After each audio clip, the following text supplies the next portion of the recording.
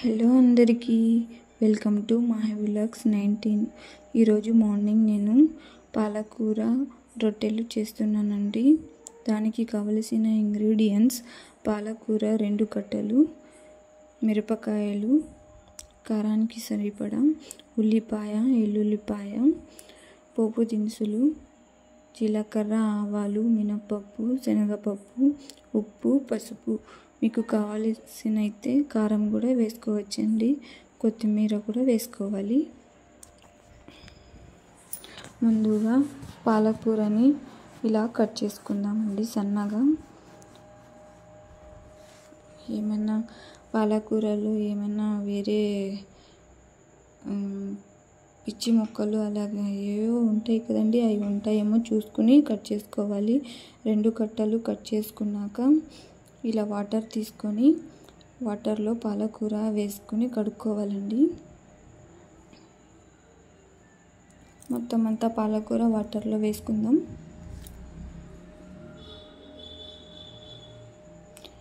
వేసుకొని కొంచెం కలిపి ఒక 5 నిమిషాలు అలాగే దాంట్లో నాననిద్దామండి. ఎందుకంటే పాలకూరలో ఇసుక చాలా ఉంటుంది, ఇసుక లేక మట్టి ఉంటుందండి, అది కిందకి వెళ్తుందండి 5 నిమిషాల తర్వాత. ఇప్పుడు ఉల్లిపాయ, పచ్చిమిరపకాయలని బాగా సన్నగా కట్ చేసుకుందామండి. వెల్లుల్లిపాయ కూడా ఇలా ఒలుచుకొని ఇప్పుడు దంచుకోవాలండి. మా ఇంట్లో రోకలి లేదండి, అందుకని నేను పప్పు గుత్తెతో ఇలా దంచుకుంటున్నాను. ఎల్లుల్లిపాయ, కొత్తిమీర 2 దంచుకోవాలండి. కచ్చాపచ్చగా దంచుకుందాం. నా స్టైల్లో చేస్తున్నానండి.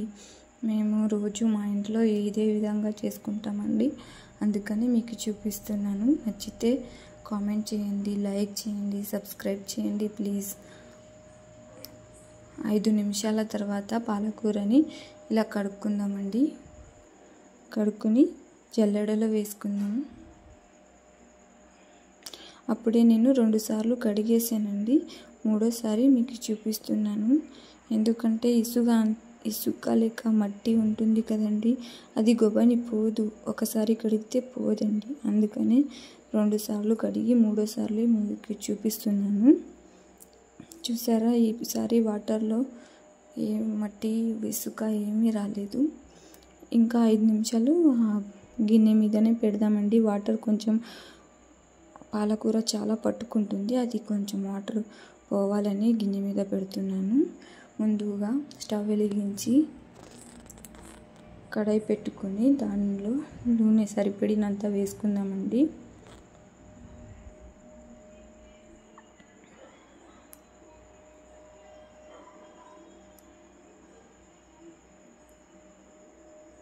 ఆయిల్ హీట్ అయిన తర్వాత పోపు దినుసులు వేసుకుందాం.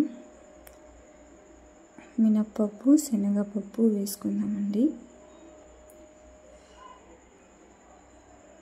ప్లీజ్ అండి, ఛానల్కి సబ్స్క్రైబ్ చేయండి ప్లీజ్. ఆ పోపు దినుసులు కొంచెం వేగాయి అన్నంతలోపే జీలకర్ర, ఆవాలు కూడా వేసుకుందామండి. లైట్గా వేగుతున్నప్పుడు కరివేపాకు, ఎండుమిరపకాయలు కూడా వేసుకుందామండి. నా దగ్గర కరివేపాకు ఫ్రెష్గా లేదండి, మా ఊర్లో కరివేపాకు దొరకదండి, అందుకని నేను ఎక్కువ క్వాంటిటీలో తెచ్చుకొని అలాగే ఉంచుకుంటానండి. అవి వేగిన తర్వాత ఫస్ట్లో మిరపకాయలని వేసుకుందామండి. ఇలా ఫస్ట్ మిరపకాయలు వేసుకుంటే మిరపకాయలు సైడ్లో పెట్టే వాళ్ళు కూడా బాగా తింటారండి. ఆ మిరపకాయలు అలా టేస్ట్ ఉంటాయి, అందుకని ఫస్టే వేసేసుకుందాం మిరపకాయలు వేసిన తర్వాత ఉల్లిపాయ కట్ చేసుకున్నాం కదండి, ఉల్లిపాయ, ఎల్లుల్లిపాయ, కొత్తిమీర దంచుకున్నాం కదా, అది కూడా వేసుకొని బాగా కలుపుకుందామండి. కలుపుకొని ఇందులోనే సరిపడినంత ఉప్పు, పసుపు వేసుకుందామండి. ఆకుకూరలలో ఉప్పు చాలా పట్టదండి, కొంచెమే పడుతుంది, చూసి వేసుకోవాలి ఉప్పు.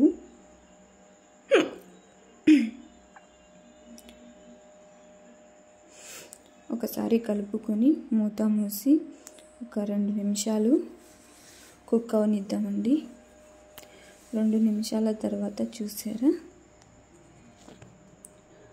కొంచెం నూనె పైకి తేలుతుంది. ఇప్పుడు మేము కడిగి పెట్టుకున్న పాలకూరకి కూడా ఇందులో వేసుకుందామండి.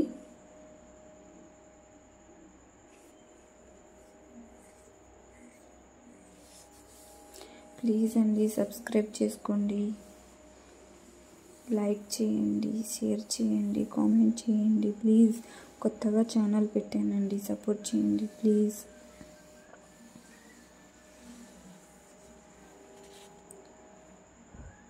ఏమన్నా మిస్టేక్స్ ఉన్నా కానీ చెప్పండి. ఛానల్ మాహి వ్లాగ్స్ 19 చూడండి, మా ఛానల్ చూసి సబ్స్క్రైబ్ చేయండి ప్లీజ్. ఇప్పుడు పాలకూరని ఇలా కలుపుకుందాం. వేసుకున్న తర్వాత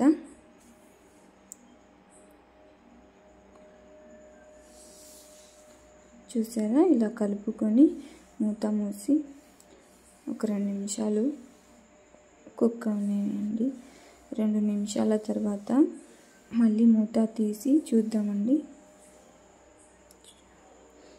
చూసారా పాలకూరలో నుంచి వాటర్ అంతా సపరేట్ అవుతుంది. ఎంత వాటర్ వచ్చిందో చూడండి. పాలకూర వాటర్ చాలా పట్టేసుకుంటుందండి. ముందుగానే పాలకూరలో వాటర్ ఉంటుంది కదండి, మేము కడిగిన వాటర్ కొంచెం మళ్ళీ ఆ వాటర్ అంతా పోయేంత వరకు మేము పాలకూరని ఉడికించుకోవాలండి. బాగా కుక్ అయితే, ఎంత స్లోగా కుక్ అయితే అంత మంచిగా ఉంటుంది. ఆ పాలకూర కుక్ అయ్యేలోగా నేను రొట్టెలు చేసుకోవాలండి. అది చేసేయడానికి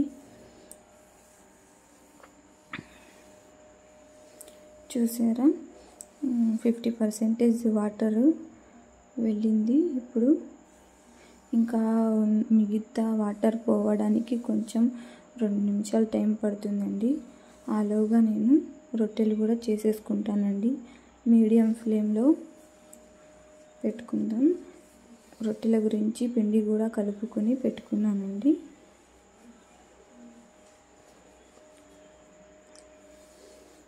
ఇప్పుడు పెనం పెట్టి రొట్టె కూడా చేసేసానండి. ఒకటి ఇలా రొట్టె చేసుకుని పెనం మీద వేసుకొని నీళ్ళు రాయాలండి పైన. మా బాబు చాలా డిస్టర్బ్ చేస్తున్నాడండి, అందుకనే రొట్టె కొంచెం మాడినట్టు అయిందండి. రొట్టె చేసేలోగా పాలకూరలో నుంచి నీళ్ళు మొత్తం వెళ్ళిపోయినాయి. చూసారా బాగా కుక్ అయిందండి. ఇప్పుడు స్టవ్ కట్ చేసుకుందాం, ఆఫ్ చేసి పక్కకు పెడదామండి. చూసారా పాలకూర ఎంత బాగా కుక్ అయింది, ఎంత టెంప్టింగ్గా ఉంది కదండి. ఆవిరి చూడండి, వేడి వేడిగా ఉంది కాబట్టి ఆవిరి అలా వస్తుందండి. నేను రొట్టెలు చేసేది కూడా అయిపోయిందండి.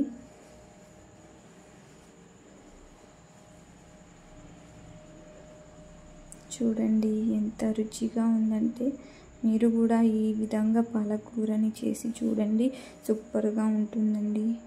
నచ్చితే లైక్ అండ్ సబ్స్క్రైబ్ చేసుకోండి ప్లీజ్. పాలకూర ఇలా మార్నింగ్ టైంలో ఇలా ఆకుకూరలు రొట్టెలతో తీసుకోవాలండి, హెల్త్కి కూడా మంచిది. ఎంత సూపర్ అయిందంటే